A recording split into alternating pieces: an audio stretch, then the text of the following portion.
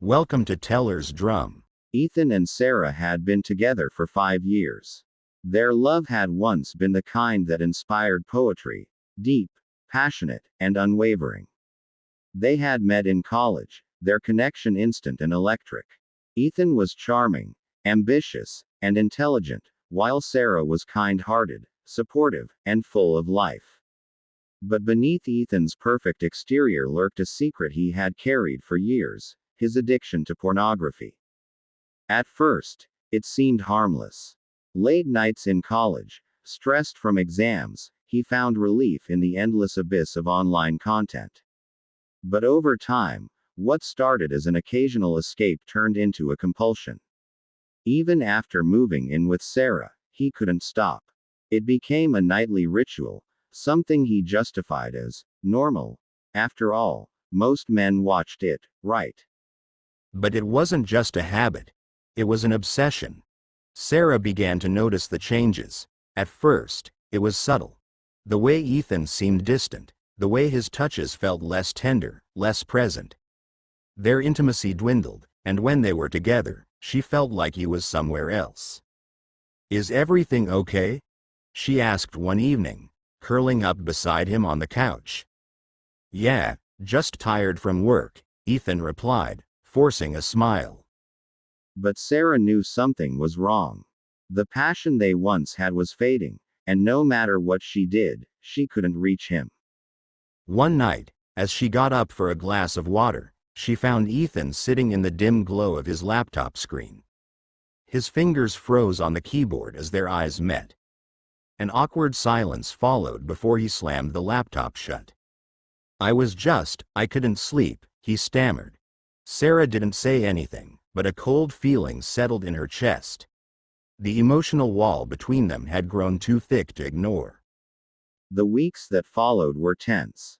Sarah felt unwanted, like she was competing with a fantasy she could never match.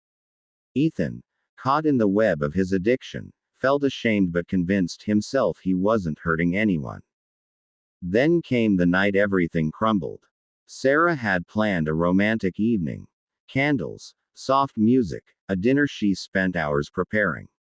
She wanted to reconnect, to bring back the closeness they had lost. But when Ethan came home, he barely acknowledged her effort.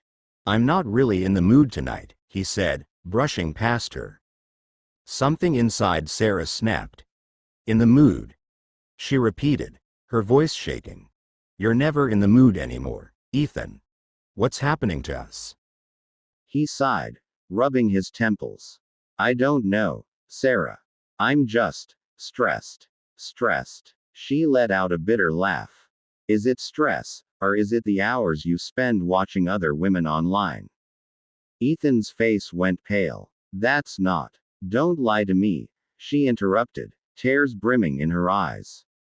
"I know, Ethan. I've known for a while. You don't touch me the same way. You don't look at me the same way.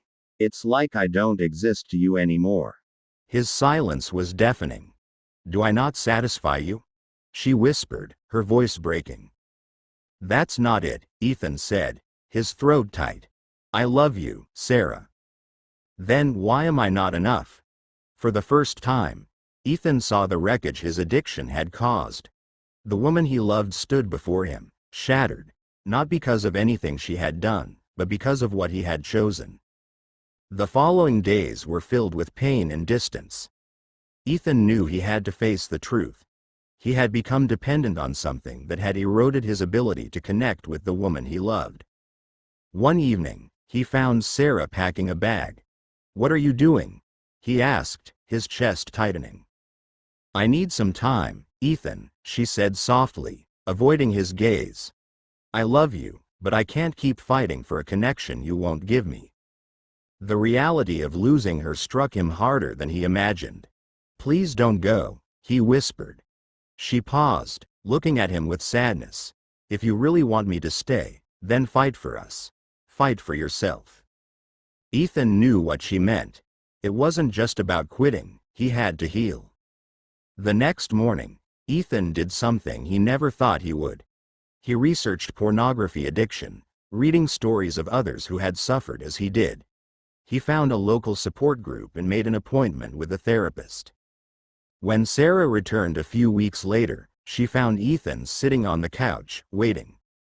I started therapy, he told her. I've been clean since the day you left.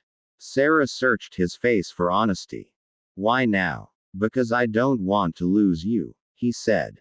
And because I don't want to lose myself either. It was a long road ahead, but for the first time in years, Ethan felt hope. And Sarah, she saw a man willing to change. Not just for her, but for them. Their love wasn't perfect, but it was worth saving. And sometimes, that's enough to begin again.